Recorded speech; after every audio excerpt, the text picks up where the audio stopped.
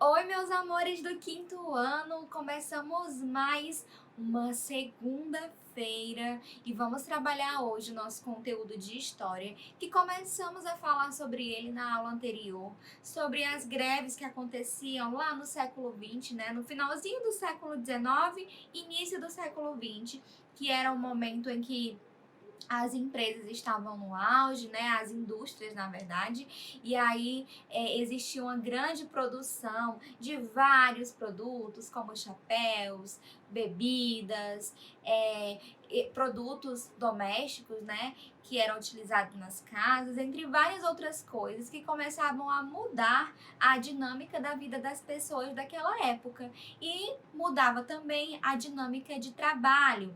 E nós já falamos que as condições de trabalho iniciais não eram boas, não existiam leis que amparassem esses funcionários, eles estavam ali sempre à mercê da palavra do seu patrão, né? O que era decidido pelo patrão, independente de ser algo certo ou não, era o que prevalecia, porque o patrão, na verdade, tinha todo esse poder mesmo. E aí nós começamos a ver que houveram movimentos para mudar essa realidade. Foram aí que nasceram os primeiros sindicatos e, por meio dos sindicatos, as primeiras manifestações, as primeiras lutas para que toda essa realidade de sofrimento do trabalhador fosse modificada e que esse passasse a ter direitos. E é por isso que nosso assunto é sobre a reação dos patrões com relação a essa movimentação dos trabalhadores. Como que eles reagiram? Será se eles pararam para entender que os trabalhadores estavam sim corretos? Ou se eles ficaram opostos a essa situação? Então é isso que nós vamos entender, tá certo?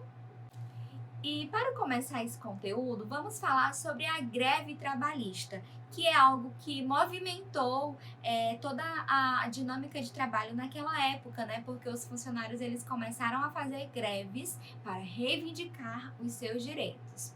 Hoje em dia, a greve ela é legal, ela é algo que pode ser realizada pelos trabalhadores de acordo com a lei. Então vejam aqui, ó, nos dias atuais, a Constituição Federal assegura o direito de greve a todo trabalhador, competindo-lhe oportunidade de exercê-lo sobre o interesse no que devam por meio dele defender. Então, por meio da greve, o trabalhador ele defende o interesse que ele quer adquirir, certo? É algo que ele quer conquistar. Seja ele um direito, um benefício. Então, por meio da greve, o trabalhador ele vai defender aquela ideia e aí ele vai tentar negociar com o patrão, né, dentro desse contexto.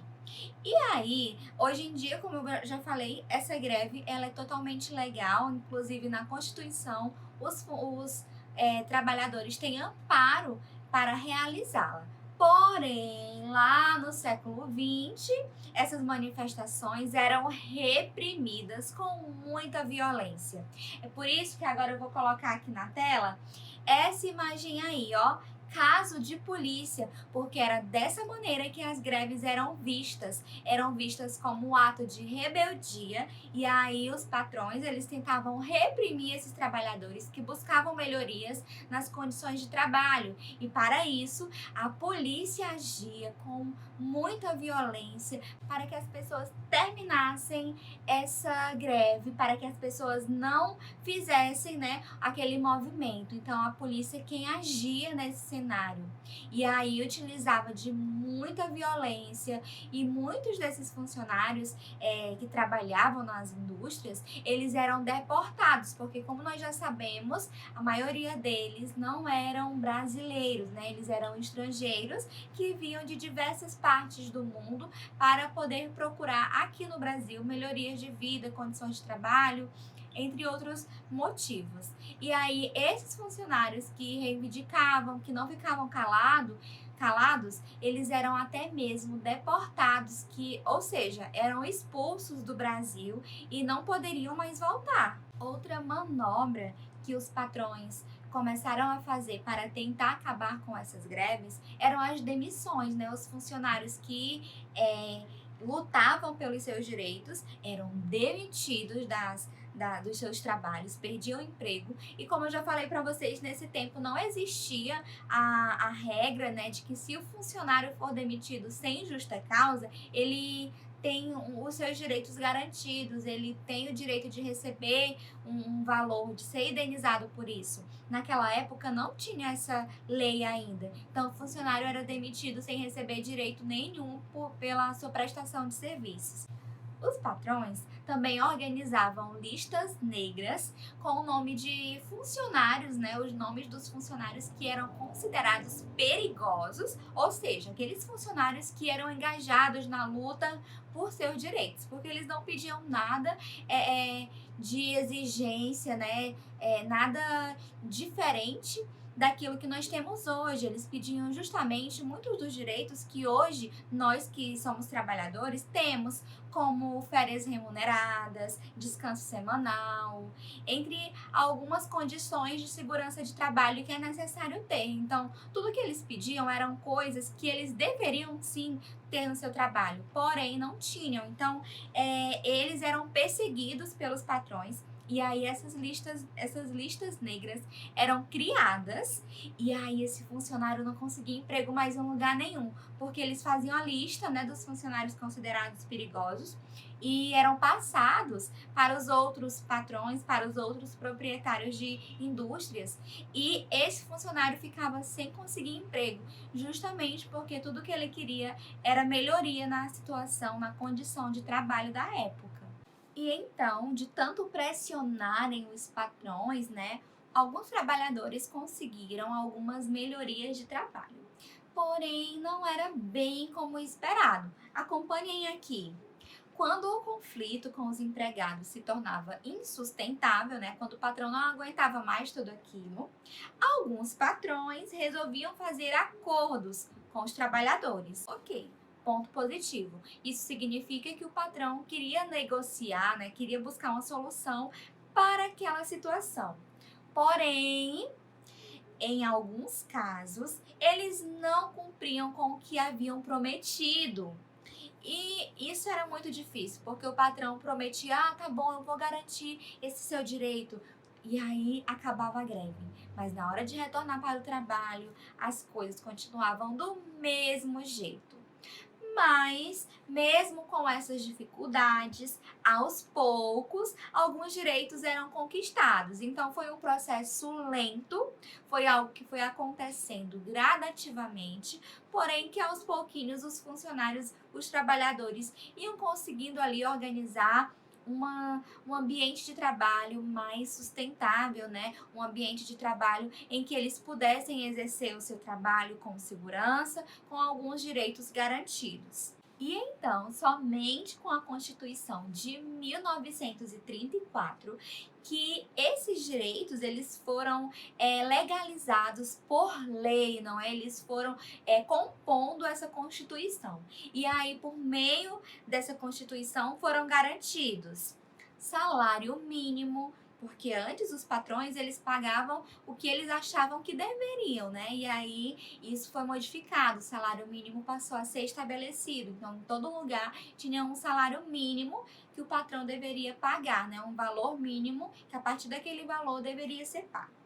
E aí as jornadas de trabalho foram reduzidas para 8 horas, porque como eu já falei para vocês antes, os trabalhadores chegavam até 16 horas exaustivas, sem nenhum descanso, apenas trabalhando. E isso, por meio da Constituição de 1934, tornou-se ilegal. E aí o trabalhador também conquistou o repouso semanal e férias anuais remunerados. Então, tanto o repouso, que ele tem direito a descansar uma vez na semana, como também as férias, né, aqueles 30 dias de férias que o trabalhador tem direito de tirar e ainda assim receber o seu salário.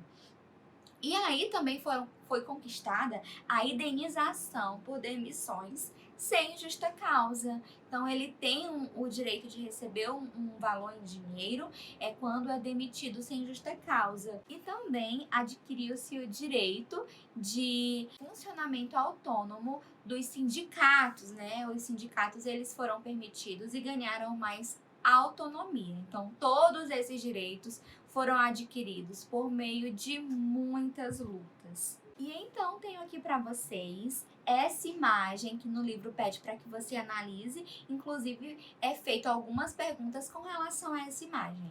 Imaginem aí que essa imagem era um pedaço de papel que foi rasgado ao meio. E aí de um lado nós temos os donos, né, das indústrias, os patrões. Vejam que eles estão aí empoderados, cheios de dinheiros, na cabecinha, ó, saindo a fumacinha que representa as indústrias, e ao redor dele vários sacos de dinheiro cheíssimos, né? E aí ele representa o poder dos patrões.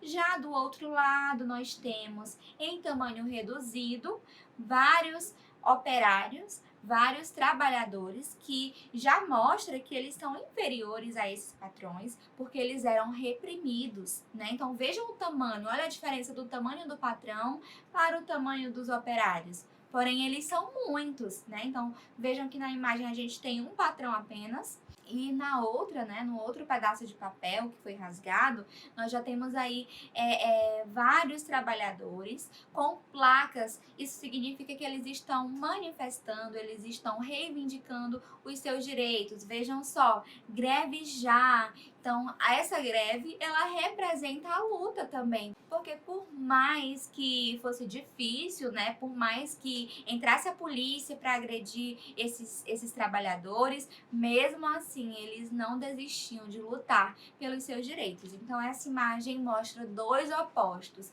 Enquanto de um lado nós temos um patrão que está ali explorando seus trabalhadores, do outro nós temos vários trabalhadores que estão reivindicando os seus direitos e reivindicando por melhores condições de trabalho. Então é importante nós sabermos dessas lutas, porque o mundo ele é constituído dessa maneira, né, da relação de um empregado com o empregador. E a gente precisa saber que essa relação precisa ser saudável e precisa ser de acordo com a lei, com todos os direitos garantidos. Tá certo? Então esse capítulo ele termina aqui. Na próxima aula vamos falar sobre um assunto muito importante, que é o trabalho infantil, que no século XX também acontecia muito, né? No século XIX, século XX, a exploração infantil. E a gente vai falar um pouco sobre esse assunto. Nós vamos fazer o capítulo todo na próxima aula e espero que vocês tenham compreendido esse assunto, tá certo? Meus amores, beijinhos, boa atividade para vocês e até a próxima. Tchau, tchau!